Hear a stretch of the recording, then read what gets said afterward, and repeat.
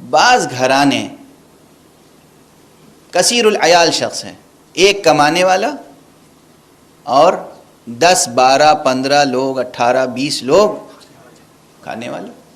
سب اسی پہ ڈیپینڈ کرتے ہیں. یہ شخص ہر ایک کا فطرہ نکالنے کی قدرت نہیں رکھتا، سکت نہیں ہے اس کے پاس. تو یہ طریقہ شریعت نے بتایا خود کہ جو گھر کا ذمہ دار ہے سب سے پہلے وہ خود فطرہ نکالے گا، کہے گا یہ پروردگار میں فطرہ نکالتا ہوں اپنی طرف سے، واجب قربتاً اللہ، یہ فطرہ دے دے گا اپنی بیوی کے ہاتھ میں.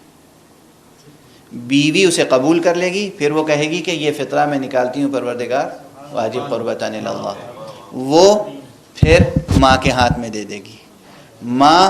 اس کے بعد باپ، پھر اولاد، اور اسی طرح پھر ایک ایک کر کے پورے گھر کے ہاتھ میں وہی چیز